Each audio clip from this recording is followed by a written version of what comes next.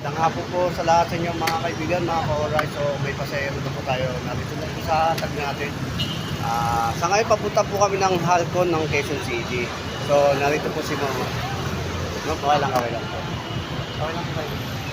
So, mga ka-alright, sapahan niyo po kami. So ito na nga po, start na kami sa biyahe. Sana wag naman po sana umulan. Hello mga ka-alright, medyo maganda yung biyahe namin. Kasing ganda ni ma'am.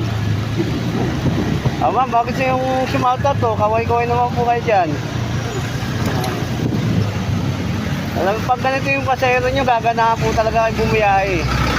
Lalo na smiling, tapos marunong si ma'am sa mga bagay-bagay. May sama ba?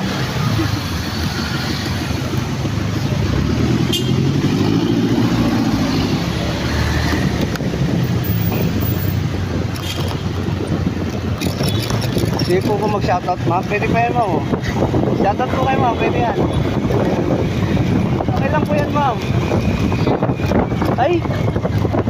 Shock! Mayayain daw si ma'am. Ako na lang mag-shoutout kay ma'am.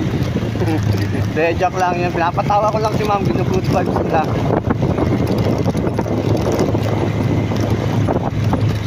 Tuloy mo, maganda na yung biyahe mo. Maganda mo pasahero mo. Tanga ba?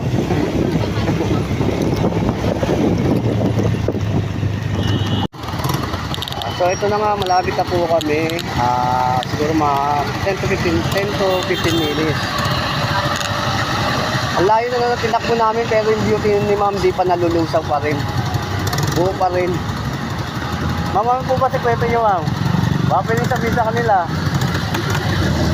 Okay, tumawa lang daw po kayo ng tumawa. Kahit yung wala pong nakakatawa, kahit yung naglalakad lang po kayo, okay na yung tumawa lang daw po kayo ng tumawa. Nang mapagkamala po kayong baliw. Joke lang. Sige po, biyahe na ulit kami. Saan po babae niyo, ma'am? Hindi po ako pupunta. Ito lang, para sabihin bahay niyo po ito. Hanggang sa nakarating na po kami sa drop-off. Naku! Kaway lang parang. Bye-bye. Thank you po. Salamat.